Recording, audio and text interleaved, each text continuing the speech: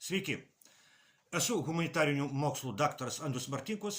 Tęsime mūsų pamastymus apie kintantį pasaulį ir apie Lietuvos valstybės, lietuvių tautos vietą šitame kintančiame pasaulyje. Kaip išvengti karo Baltijos jūroje ir aplink ją? Klausimas yra labai aktualus. Deja. Yra žmonių ir Europoje, ir Rusijoje, kurie mano, kad karas yra neišvengiamas. Kalbama apie 2030 metus arba kažką panašaus. Aš manau, kad karo išvengti dar galima, bet karo grėsmė yra labai reali. Kodėl karo grėsmė yra labai reali ir kodėl karo būtent Baltijos jūroje ir aplink ją? Karo grėsmė yra labai reali, nes pagrindinėse Europos valstybėse ir ES struktūrose valdžioje yra globalistų karo partijos atstovai. Jie šiuo metu yra valdžioje Didžiojoje Britanijoje, Prancūzijoje ir Vokietijoje. Jų rankose yra ES kontrolė. Po to, kai globalistai pralaimėjo Jungtinėse Amerikos valstijose, kai prezidento rinkimus laimėjo Donaldas Trumpas, Europa tapo globalistų karo partijos tvirtovė. Būtent globalistų karo partijos valdoma Europa priešinasi bet kokioms pastangoms užbaigti karą Ukrainoje. Globalistų tikslas yra visiškai akivaizdus. Jų tikslas yra sulaukti Trumpo ir respublikonų pralaimėjimo Jungtinių valstijų kongreso rinkimuose šių metų rudenį ir susigrąžinti Jungtinių valstijų kontrolę. Ir toliau bendromis Jungtinių valstijų ir Europos jėgomis tęsti karą su Rusija. O kol kas Europos globalistai priešinasi bet kokioms taikos siekio Ukrainoje pastangoms. Iš visų jėgų pinigais ir ginklais remia Zelenskio režimą ir deda visas pastangas, kad karas Ukrainoje nesibaigtų. Nes globalistų tikslas išlieka tas pats, kuris buvo šio karo pradžioje, prieš 4 metus. Globalistų karo partijos tikslas yra nugalėti Rusiją mūšio lauke. Ir čia iškyla klausimas. O ką daryti, jei nepavyks nugalėti Rusijos mūšio lauke Ukrainoje? O nugalėti Rusiją juk vis tiek reikia. Taigi reikia naujo mūšio lauko karui su Rusija. Ir čia mes matome Baltijos jūrą ir aplink ją esančias valstybės.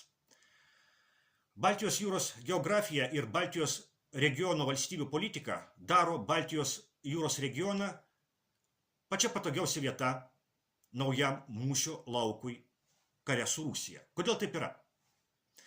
Taip yra todėl, kad Baltijos jūroje Rusija yra labiausiai pažeidžiama, o Baltijos jūros regiono valstybių valdžios yra visiškai globalistų kontroliuojamos. Šita kombinacija Rusijos pažeidžiamumas Baltijos jūroje ir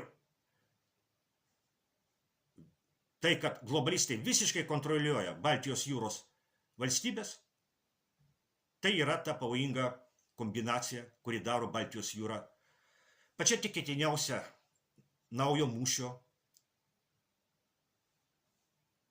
vieta su Rusija.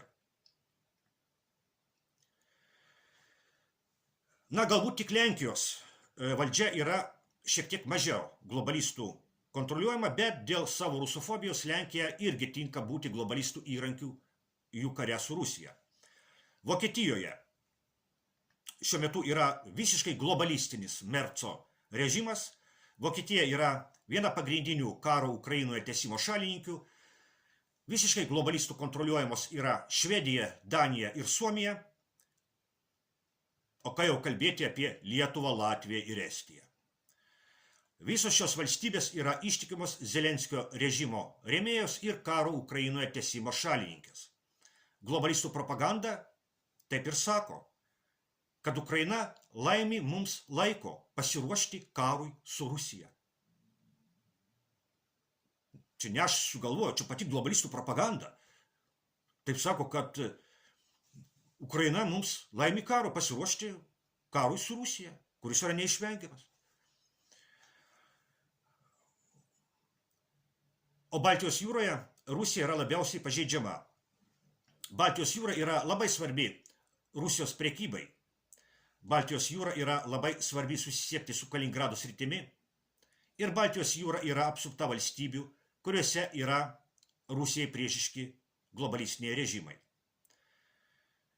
Tik truputį daugiau nei 100 kilometrų skiria antrąjį pagal dydį Rusijos miestą Peterburgą nuo Suomijos ir Estijos sienų.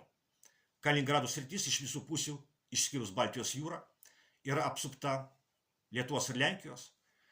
Baltijos jūra yra pati patogiausia vieta provokuoti karą su Rusija.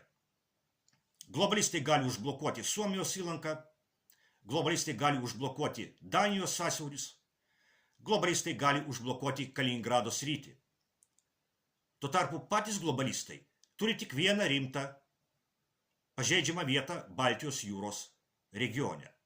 Tai yra vadinamasis Suvalkų koridorius per Lietuvos ir Lenkijos teritoriją, skiriantis Kaliningrado sritį nuo Rusijos sąjungininkės Baltarusijos. Jo ilgis apie 80 kilometrų.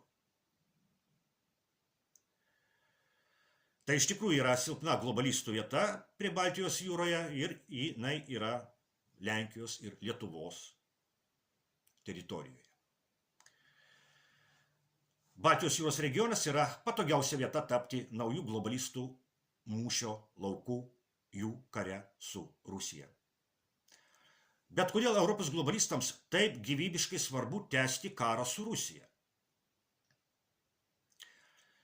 Tęsti karą su Rusija Ukrainoje, o jei reikės, tai ir kitur. Labiausiai tikėtina, kad Baltijos jūros regione. Taip yra todėl, kad karas su Rusija yra priemonė nukreipti dėmesį nuo tų nusikaltimų, kuriuos Europos globalistai padarė Europos tautoms ir žmonėms. Karas su Rusija yra priemonė nukreipti dėmesį nuo katastrofiškų migracijos politikos pasekmių. Karas su Rusija yra priemonė nukreipti dėmesį nuo katastrofiškų pasekmių globalistų ekonominės politikos. Karas su Rusija yra priemonė nukreipti dėmesį nuo tų milijardų, kuriuos globalistai išvogė per koronaviruso pandemiją. Karas su Rusija yra priemonė nukreipti dėmesį nuo tų milijardų, kuriuos globalistai vagia dabar ir dalinasi su Zelenskio režimu. Karas su Rusija yra priemonė pateisinti Europos žmonių skurdinimą. Jeigu karas su Rusija pasibaigs ir Rusija nebus nugalėta, visi šitie ir kiti globalistų nusikaltimai išlys į dienos šviesą. Todėl Europos globalistams gyvybiškai svarbu, kad karas su Rusija pasibaigtų tik Rusijos pralaimėjimu.